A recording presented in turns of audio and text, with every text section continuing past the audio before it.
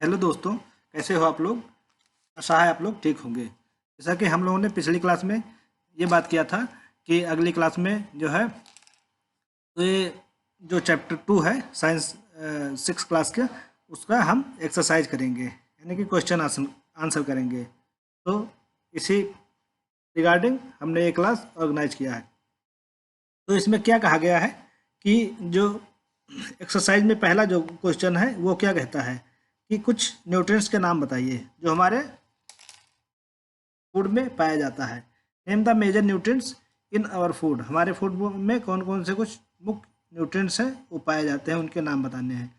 तो आपको पता ही होगा कि जैसे कार्बोहाइड्रेट है, और अगर हम देखते हैं फैट्स है, दूसरा तीसरा क्या है, प्रोटीन है, चौथा क्या है, विटामिन्स है, विटामिन्स है, और पांचवे की अगर बात करते हैं तो मिनरल्स है।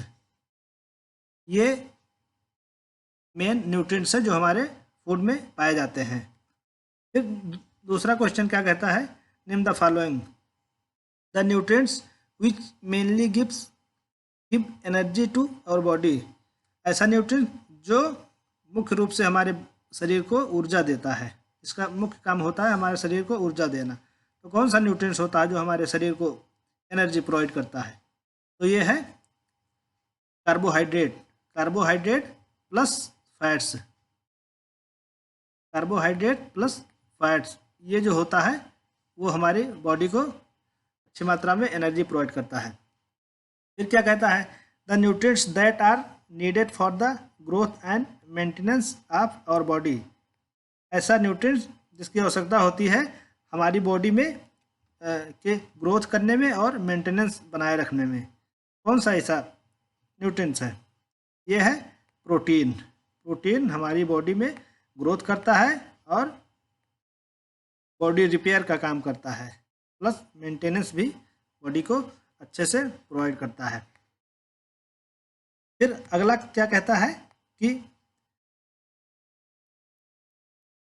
A vitamin required for maintaining good I site. जो ऐसा विटामिन जो हमारी आँख को, आई साइट को, यानी कि दृष्टि को अच्छे से मेंटेन रखता है। तो कौन सा विटामिन है? ये है विटामिन ए। विटामिन ए की अगर बात करें तो ये हमारी आँख को, हमारी आई साइट को हेल्दी रखता है।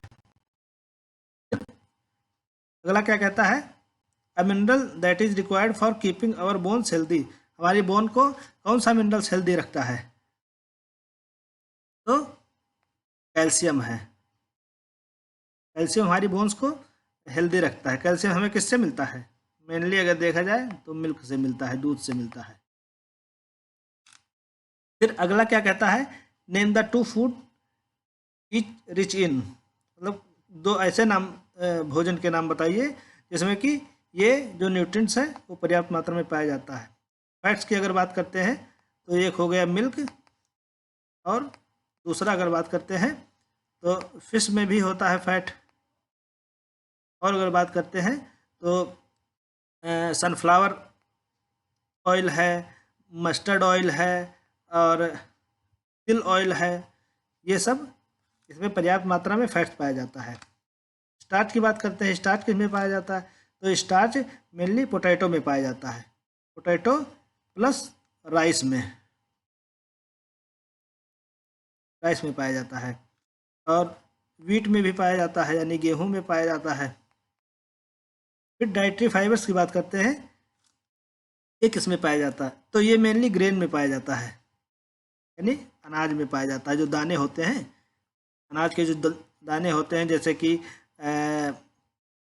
राइस हो गया, वीट हो गया यानी गेहूं है, चावल है, प्लस वेजिटेबल्स में भी पाया जाता है। इसके बाद अगर हम बात करते हैं तो फ्रूट्स में भी पाया जाता है।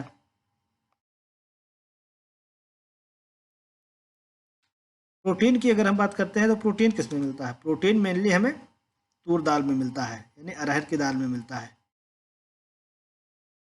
उसके बाद में अगर प्रोटीन और अगर देखते हैं तो सोयाबीन में भी मिलता है, और मूंग दाल में भी मिलता है, और देखा जाए चने में भी यानी ग्राम में भी मिलता है। फिर अगला क्वेश्चन क्या कहता है, tick the statement that are correct. जो स्टेटमेंट सही है उस पर टिक करिए। By eating rice alone we can fulfil nutritional requirement of our body. क्या सिर्फ चावल खाने से हमारे बॉडी में जो न्यूट्रिशनल रिक्वायरमेंट होती है उसकी पूर्ति हो जाती है? बिल्कुल नहीं, क्योंकि चावल में अगर देखा जाए कार्बोहाइड्रेट होता है और कुछ डाइटरी फाइबर्स भी होते हैं, लेकिन और सब न्यूट्रिएंट्स नहीं होते हैं कि जैसे प्रोटीन हो गया और स्टार्च हो गया। नहीं, स्टार्च तो होता ही है, प्रोटीन है, फैट्स है, ये सब नहीं होता है। इसका मतलब क्या है कि ये गलत है। अगला क्या कहता है, deficiency diseases can be prevented by eating a balance diet. जो डिफिशियंसी डिजीजेज होती हैं, यानी कि जब हमारे बॉडी में कोई न्यूट्रिशनल की कमी हो जाती है, काफ़ी दिनों तक कोई न्यूट्रिशनल फूड नहीं खा पाते हैं, तो हमारी बॉडी में जो डिजीज यानी बीमारी हो जाती है उसको हम डिफिशियंसी डिजीज कहते हैं। तो उसको कैसे उससे कैसे बचा जा सकता है? तो उससे बचने के लिए जो बैलेंस डाइट है उसकी आवश्यकता होती है। तो इसका मतलब क्या है कि ये वाला जो है भी ये करेक्ट है। तीसरा क्या कहता है, C balance diet for the body should contain a variety of food items. जो बैलेंस डाइट होते हैं, जो हमारी बॉडी को आवश्यकता होती है, उसमें क्या वैरायटी ऑफ फूड आइटम्स होते हैं, मतलब फूड आइटम्स के विभिन्न विभिन्न प्रकार के फूड आइटम्स होते हैं, भिन्नताएं होती है हमारे फूड आइटम्स में। तो हाँ, बिल्कुल सही है, हमारे बैलेंस डाइट में बहुत ही वैरायटी ऑफ फूड्स आइटम होने चाहिए। ये क्या कहता है, meat alone is sufficient to provide all nutrients to the body. क्या कहता है कि जो मांस होता है, क्या वही पर्याप्त है हमारी बॉडी को सारे प्रकार के न्यूट्रिएंट्स प्रोवाइड करने में? तो नहीं, सिर्फ मीट से ही हम अपनी बॉडी को सारे न्यूट्रिएंट्स नहीं प्रोवाइड कर सकते। जैसे कि अगर देखा जाए कैल्शियम वगैरह है, तो कैल्शियम एक मिनरल्स है, लेकिन ये हमें मिल्क से मिलता है, मीट से थोड़े ना मिलता है। फिर आगे क्या कहता है, पांचवा, फिल इन द ब्लैंक्स, मतलब खाली स्थान को भरो। ये लिखा है, is caused by deficiency of vitamin D.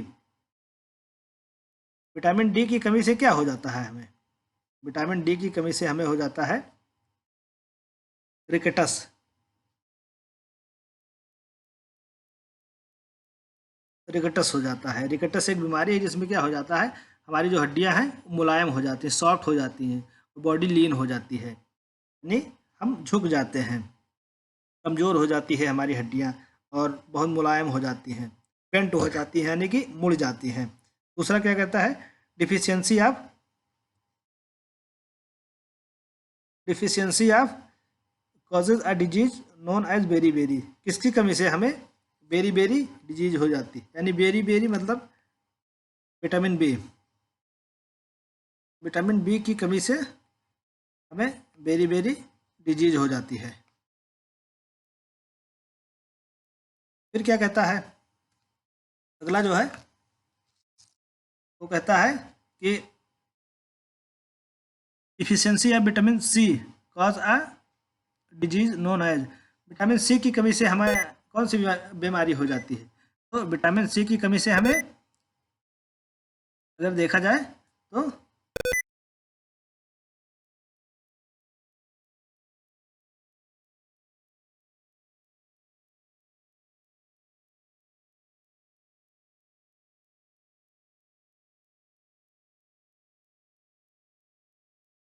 तो विटामिन सी की कमी से हमें क्या हो जाता है, विटामिन सी की कमी से हमें स्कर्वी हो जाता है, क्योंकि हमारे गम्स में ब्लीडिंग आने लगता है, जो हमारे मसूड़े होते हैं सूज जाते हैं, उससे ब्लीडिंग होने लगता है। इसलिए विटामिन सी की कमी से स्कर्वी रोग हो जाता है। फिर क्या कहता है, night blindness is caused due to deficiency of. किसकी विटामिन की कमी से नाइट ब्लाइंडनेस हो जाता है? तो विटामिन ए की कमी से हमें नाइट ब्लाइंडनेस हो जाता है।